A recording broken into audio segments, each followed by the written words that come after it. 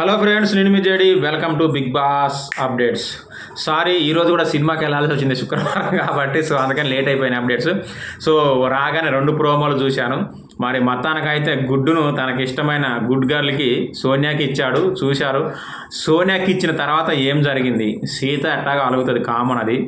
Actually మనం ముందే అనుకున్నాం సోనియాకే ఇస్తారని. సోనియాకి ఇవ్వడం వల్ల Nikhil and Sonia chief contenders అయ్యారంట.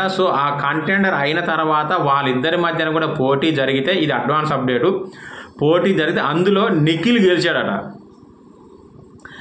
Nikhil గెలవడం అంటే యాక్చువల్గా నిఖిల్ ఓడిపోవాలి సోనియా ప్రకారం. నిఖిల్ ఆడకూడదు, అంతే కదా. నిఖిల్ కూడా మన ఏమంటారు, నాకు కానీ ఈ చీఫ్ పదవులు వస్తే ఓడిపోతారు ఆయన, ఏదైనా గేమ్ పెడితే నాకు ఈ తలకాయ నొప్పొద్దాను. కానీ నిఖిల్ గెలిచాడట.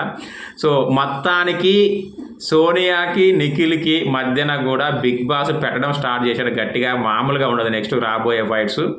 ఎందుకంటే ప్రోమోలో అన్నం తినేటప్పుడు కూడా మాట్లాడడం జరిగింది సోనియా నిఖిల్. అన్నం తిన్నవారా అంటే అది తినేటప్పుడు అడగాలి, మొత్తం తినేసి సమ్మగా ఇప్పుడు వచ్చి అడుగుతావారా అని చెప్పేసి. మొత్తానికైతే వాళ్ళిద్దరి మధ్యన ఫైట్ స్టార్ట్ అయితే ఇంట్రెస్టింగ్ ఉంటుందా లేదా అనేది కామెంట్ చేయండి.